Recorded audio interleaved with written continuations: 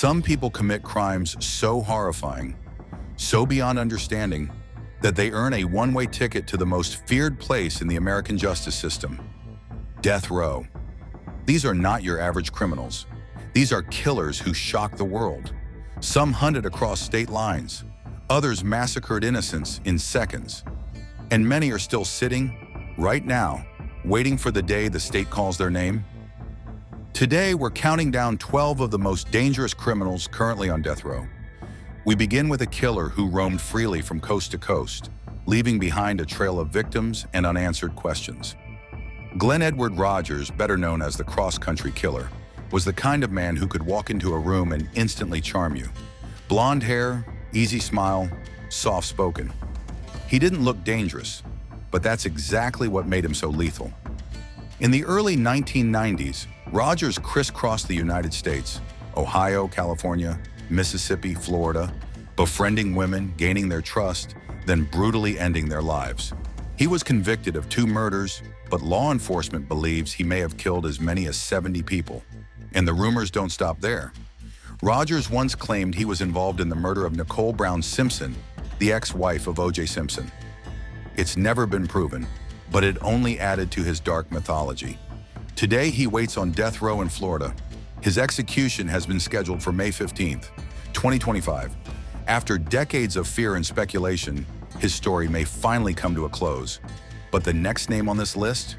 His crimes are even more twisted and better documented. They called him the scorecard killer. Randy Kraft kept a chilling journal, a coded list of cryptic phrases, each one believed to represent a victim. Police believe there were over 60 names on that list. Young men, hitchhikers, Marines, some drugged, many tortured, most sexually assaulted before being killed. Kraft operated throughout the 1970s and early 80s, leaving bodies along highways and in remote areas. When police finally pulled him over in 1983, they found a dead Marine in the passenger seat and photos of unconscious or deceased men in the trunk. He was convicted of 16 murders, but the scorecard suggests many more. To this day, Randy Kraft sits on death row in San Quentin State Prison. He's one of the most prolific serial killers in U.S. history, and one of the most cold-blooded. And then there's a name that's burned into American memory, not because of stealth, but because of spectacle. Dzhokhar Tsarnaev was just 19 years old when he and his older brother Tamerlan carried out the Boston Marathon bombing in 2013. It was Patriots' Day, a day meant to celebrate unity and athleticism. But in just seconds, everything changed. 2 homemade bombs detonated near the finish line.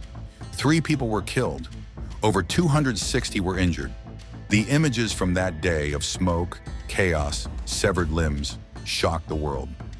After a massive manhunt, Tsarnaev was found hiding in a boat in a backyard, bloodied but alive. His brother had been killed in a shootout just hours before.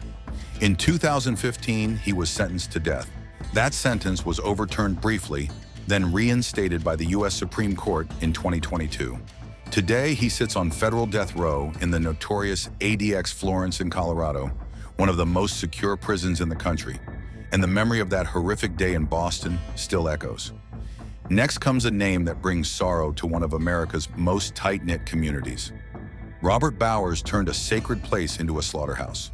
In 2018, he walked into the Tree of Life Synagogue in Pittsburgh with an AR-15 and several handguns, and opened fire. 11 worshipers were killed. It became the deadliest attack on Jews in U.S. history. Before the shooting, Bowers posted hate-filled rants on social media, spewing anti-Semitic conspiracy theories and calling Jewish groups evil. He believed he was starting a war. During the trial, he showed no remorse. In 2023, a federal jury sentenced him to death. He's now on federal death row, where he will spend the rest of his days waiting for justice to be served. The scars from that attack, however, may never fully heal. But this list doesn't stop there. Because next is the name Dylann Roof, the man who turned a Bible study into a massacre. It was June 17, 2015, in Charleston, South Carolina. 9 black churchgoers gathered for evening prayer at Emmanuel AME Church. They welcomed a stranger, a quiet young white man with a bowl cut, into their circle. They prayed with him, listened to him, showed him kindness, and then he opened fire. Roof killed all 9 of them in a racially motivated attack.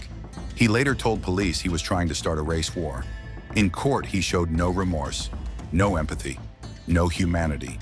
He became the first person in U.S. history to be sentenced to death for a federal hate crime. Today, he waits on death row in Terre Haute, Indiana.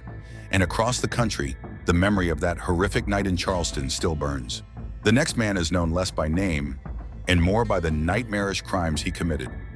Charles Ng was the partner in crime to Leonard Lake, and together they created a private hell in the woods of Northern California during the 1980s.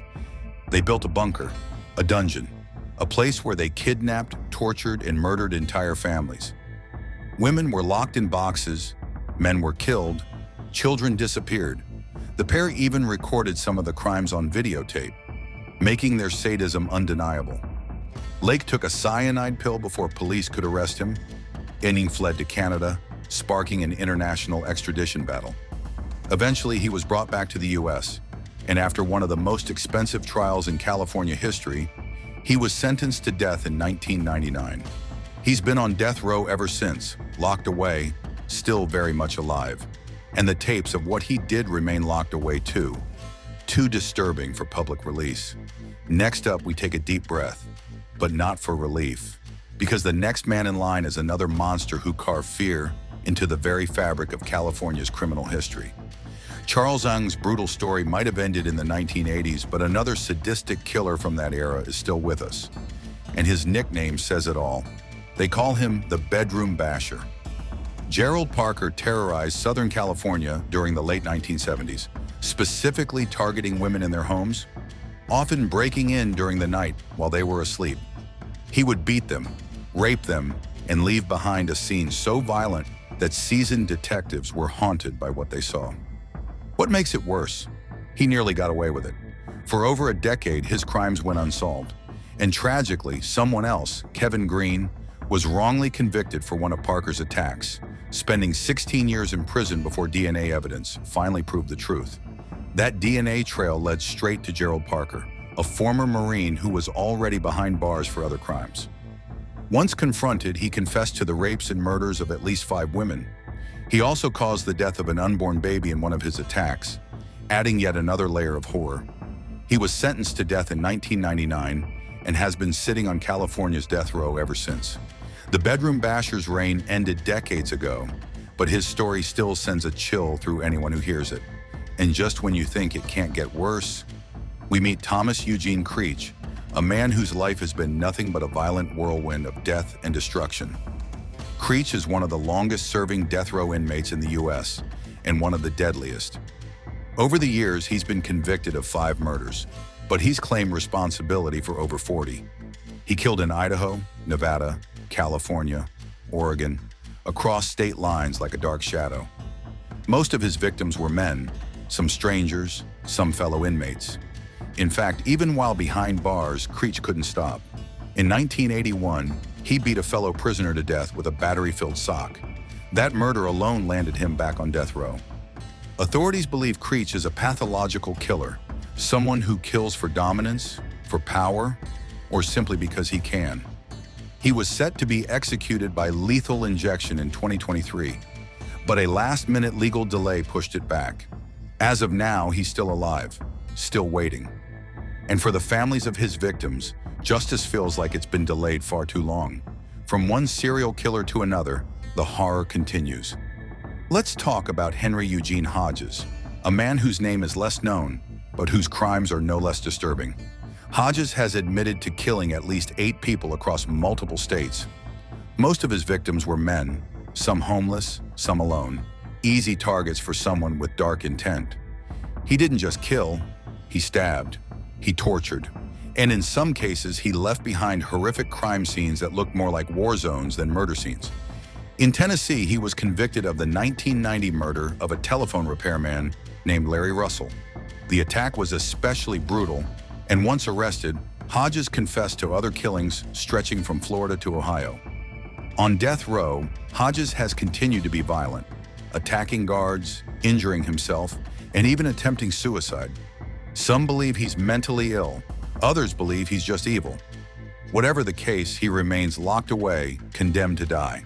A man whose trail of violence crisscrossed the country and left families grieving from coast to coast.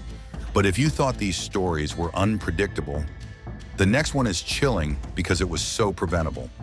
Meet Donald Broadnax, a man who had already been convicted of murder, served time, and was then given a second chance at life. He threw that chance away in the most horrific way possible. In 1977, Broadnax was convicted of murder in Alabama. But after serving nearly 20 years, he was paroled in the 1990s. What did he do with his freedom? He murdered again. In 1996, Broadnax brutally killed his own wife and her 4-year-old grandson. Authorities say he beat the boy so badly that it was impossible to identify the body at first. His return to death row was swift. This time there would be no parole, no more second chances, and no room for mercy. Broadnax remains on death row in Alabama today, a grim reminder of what happens when the justice system makes a fatal mistake. And now, we reach one of the lesser-known names on this list, but one that stands out for the sheer violence of his crime. Larry Roy, sometimes referred to as the Cheneyville Slasher, earned his terrifying nickname after a bloody rampage in Louisiana in 1993. Roy was already a convicted criminal when he committed a horrific double murder in Cheneyville. Armed with a knife, he killed 2 people and injured others in what authorities described as a frenzied, almost uncontrollable act of violence. His victims had no chance. The attack was sudden, explosive, and personal. Prosecutors said he acted like a man possessed, slashing without hesitation, almost like it was second nature. Roy was quickly captured and later sentenced to death. But like many on this list, he's still alive decades later, sitting in Louisiana's Angola prison, where he waits for a date that may never come. But for the families of his victims, the wait is a constant reminder that justice can be slow, painfully slow. These are not just names. They're not just headlines. These are people who chose darkness over decency, destruction over life. And while they wait on death row, some for years, some for decades, their stories continue to haunt the people they hurt most. Whether justice comes through a needle, a chair, or time itself, one thing's for sure, the damage is already done.